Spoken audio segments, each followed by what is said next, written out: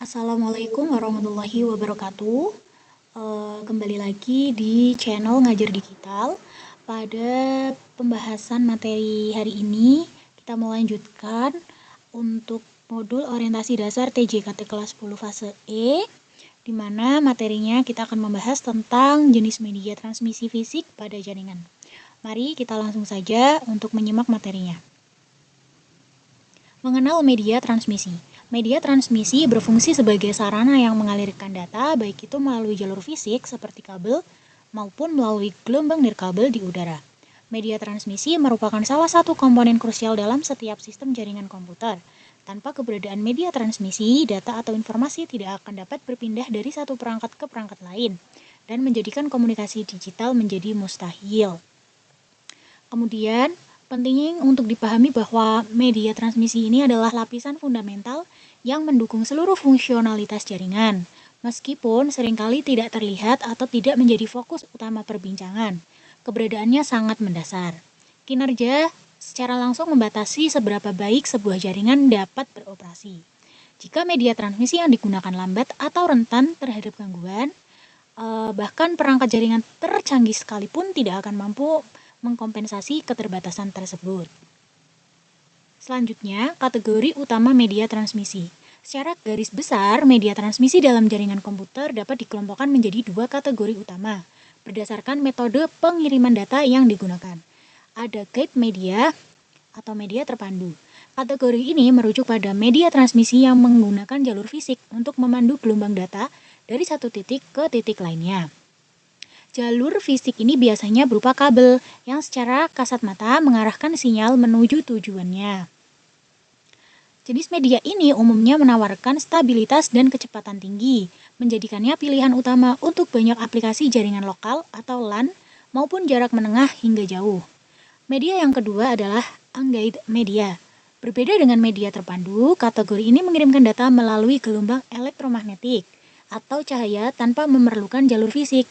Sinyal bergerak bebas melalui udara atau ruang hampa. Media ini memberikan keunggulan mobilitas yang tinggi dan kemudahan implementasi di lingkungan yang sulit dijangkau secara fisik. Selanjutnya, media terpandu atau kabel. Media transmisi terpandu memanfaatkan kabel fisik sebagai saluran utama untuk mentransfer data. Ada 3 jenis media terpandu. Yang pertama ada kabel twisted pair, UTP atau STP, kabel koaksial, dan serat optik. Kabel twisted pair, UTP, dan STP. Kabel twisted pair adalah jenis kabel yang terdiri dari pasangan kawat tembaga yang dipilin bersama. Proses pemilinan ini bertujuan untuk mengurangi interferensi elektromagnetik yang dapat mengganggu sinyal data. Nah, kemudian di sini ada 2 jenis utama kabel twisted pair yang umum digunakan adalah UTP atau unsealed twisted pair dan STP sealed twisted pair. Nah, di sini kita bisa lihat kabel UTP dan kabel STP. Kalau kabel UTP itu memiliki lapisan pelindung tambahan di luar pilihan kawat tembaga, sedangkan kabel STP dengan lapisan pelindung tambahan di sekitar pilihan kawat yang berfungsi untuk memberikan perlindungan yang lebih baik terhadap EMI. Nah, kabel UTP tidak memiliki lapisan pelindung di luar pilihan kawat tembaga. Jenis ini sangat umum dan ekonomis, menjadikannya pilihan populer untuk berbagai kebutuhan jaringan. Namun, tentu saja ada kelebihan dan kekurangannya. Kelebihan kabel UTP dikenal karena harganya yang terjangkau dan ketersediaannya yang luas di pasaran. Selain itu, sifatnya yang fleksibel, memudahkan proses instalasi dan pengelolaan kabel. Nah, UTP sangat cocok digunakan di lingkungan dengan tingkat interferensi elektromagnetik yang rendah. Kekurangan kabel ini, meskipun ekonomis, kabel UTP rentan terhadap interferensi elektromagnetik dan crosstalk, terutama ketika digunakan di lingkungan dengan banyak sumber gangguan, seperti area industri. Kecepatan transmisinya juga terbatas jika dibandingkan dengan media serat optik. Selanjutnya ada kabel STP atau sealed twisted pair. Kabel STP dilengkapi dengan lapisan pelindung tambahan di sekitar pilihan kawat yang berfungsi untuk memberikan perlindungan yang lebih baik terhadap EMI. Nah, kelebihannya yang pertama itu terletak pada perlindungan yang lebih baik terhadap EMI berkat lapisan pelindungnya. Pelindung ini memungkinkan kabel STP untuk mendukung jarak transmisi yang lebih jauh dan ideal untuk lingkungan dengan tingkat EMI yang tinggi, seperti di bandara atau fasilitas medis yang sensitif terhadap gangguan elektromagnetik. Untuk kekurangannya sendiri, kabel STP lebih mahal dibandingkan UTP, baik dari segi material maupun biaya instalasi. Selain itu, kabel STP cenderung kurang fleksibel dan lebih tebal daripada UTP. Kemudian ada kabel koaksial. Kabel koaksial adalah jenis kabel yang memiliki struktur berlapis, terdiri dari konduktor tembaga di bagian tengah yang kemudian dikelilingi oleh lapisan isolasi, pelindung logam, biasanya berupa jalinan kawat atau foil, dan terakhir selubung luar. Struktur ini dirancang untuk memberikan perlindungan sinyal yang kuat. Seperti pada gambar di sini. Kabel koaksial banyak digunakan dalam jaringan televisi kabel dan internet broadband, serta masih dapat ditemukan dalam beberapa implementasi jaringan area lokal yang lebih lama. Untuk kelebihan dan kekurangannya sendiri, kelebihan kabel koaksial memiliki harga yang lebih terjangkau dibandingkan serat optik, namun menawarkan kecepatan transmisi dan perlindungan yang lebih baik dibandingkan kabel UTP biasa. Struktur koaksialnya memberikan perlindungan yang sangat baik terhadap interferensi elektromagnetik dan rasio frekuensi, memastikan transmisi sinyal yang lebih bersih dan akurat, terutama di lingkungan yang penuh gangguan. Kemudian, untuk kekurangannya sendiri, meskipun memiliki banyak keunggulan, kabel koaksial mengalami atenuasi sinyal, terutama pada frekuensi tinggi dan jarak jauh, yang berarti sinyal akan melemah seiring dengan panjang kabel. Untuk transmisi jarak jauh diperlukan amplifier atau repeater yang dapat menambah kompleksitas dan biaya sistem. Kemudian, kabel koaksial ini juga kapasitasnya masih kalah dibandingkan dengan serat optik. Kemudian ada kabel serat optik. Serat optik adalah media transmisi revolusioner yang menggunakan cahaya untuk mengirimkan data melalui serat kaca atau plastik yang sangat halus. Serat optik digunakan secara luas dalam jaringan backbone internet, komunikasi jarak jauh, dan jaringan area metropolitan. Ini merupakan gambar serat optik dan ada serat-serat kacanya seperti ini halus. Kemudian untuk kelebihan dan kekurangannya. Kelebihannya kecepatan dan kapasitas sangat tinggi. Serat optik mampu mentransmisikan data dengan kecepatan gigabyte per detik, jauh lebih cepat daripada kabel tembaga konvensional. Jarak transmisi jauh. Serat optik single mode memungkinkan transmisi data hingga 100 km tanpa memerlukan repeater yang berlebihan, menjadikannya ideal untuk aplikasi telekomunikasi jarak jauh. Ketahanan terhadap gangguan. Karena menggunakan cahaya sebagai pembawa sinyal, serat optik kebal terhadap interferensi elektromagnetik dan gangguan sinyal lainnya. Sinyal cahaya tidak dipengaruhi oleh medan elektromagnetik di sekitarnya. Nah, untuk kekurangannya sendiri, biaya pemasangan dan peralatannya mahal. Biaya awal untuk material dan instalasi serat optik secara signifikan lebih tinggi dibandingkan kabel tembaga konvensional. Kerentanan fisik, serat kaca sangat halus dan bisa patah atau rusak jika ditekuk atau tertekan dengan keras. Oleh karena itu, penanganan yang hati-hati sangat diperlukan agar serat optik tetap berfungsi dengan baik.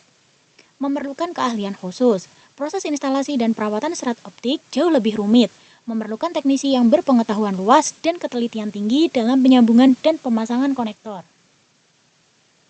Media transmisi terpandu atau nirkabel.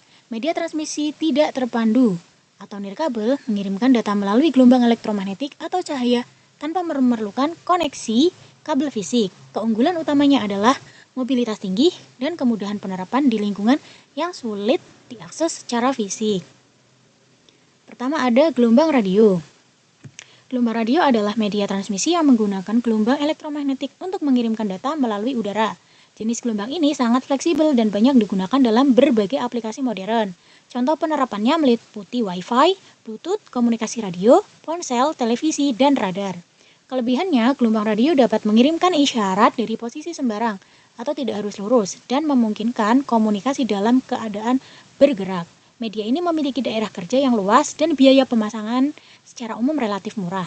Kekurangannya, meskipun fleksibel, kualitas dan performa transmisi gelombang radio seringkali kurang maksimal. Gelombang ini rentan terhadap gangguan atau noise dari berbagai sumber seperti matahari, cuaca, udara, halilintar, terutama pada gelombang pendek.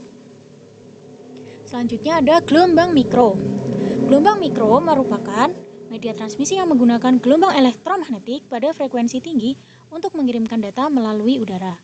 Gelombang mikro bergerak dalam satu arah garis lurus, one point line of sight, yang berarti pemancar atau transmitter dan penerima atau receiver harus berada dalam garis pandang yang jelas tanpa penghalang.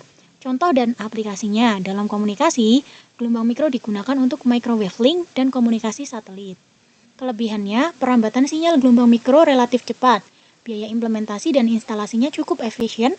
Gelombang mikro menawarkan kemampuan saluran yang lebih besar dibandingkan frekuensi tinggi. Kekurangannya, gelombang mikro mudah terinterferensi oleh gelombang radio lain atau sistem gelombang mikro yang berdekatan, ketergantungan pada garis pandang yang jelas antara pemancar dan penerima menjadi batasan signifikan. Penghalang fisik seperti bangunan atau medan dapat memblokir sinyal. Dan terakhir ada inframerah. Inframerah adalah media transmisi yang menggunakan cahaya inframerah untuk mengirimkan data. Contoh dan aplikasi. Paling umum dari inframerah adalah pada remote control untuk perangkat elektronik rumah tangga. Selain itu, teknologi ini juga digunakan dalam komunikasi jarak dekat, kamera termal, alat fisioterapi, dan bahkan dalam astronomi untuk mengamati objek langit yang tersembunyi oleh awan debu kosmik. Kelebihannya, inframerah merupakan solusi yang sederhana dan murah untuk komunikasi jarak pendek. Keunggulannya adalah tidak terpengaruh oleh interferensi radio. Untuk kekurangannya sendiri, jangkauan transmisi inframerah sangat terbatas, hanya cocok untuk jarak pendek. Media ini juga membutuhkan garis pandang langsung. Baik, kesimpulan, media transmisi adalah tulang punggung yang tak tergantikan bagi setiap jaringan komputer. Esensial untuk memungkinkan transfer data dan informasi antar perangkat. Pemilihan media transmisi yang tepat bukanlah sekedar keputusan teknis, melainkan keputusan strategis yang harus mempertimbangkan berbagai faktor krusial, seperti kebutuhan akan kecepatan, jarak jangkauan, batasan anggaran, karakteristik lingkungan operasional, dan tingkat keamanan yang diinginkan. Oke, selanjutnya ada kegiatan observasi. Contoh penerapan media transmisi jaringan di berbagai lingkungan. Contoh yang saya berikan di rumah.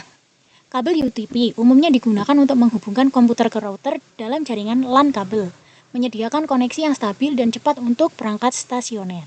Nah, tugas kalian adalah carilah di kantor, sekolah, atau kampus, dan komunikasi jarak jauh. Baik, sekian video materi jenis transmisi atau media transmisi jaringan.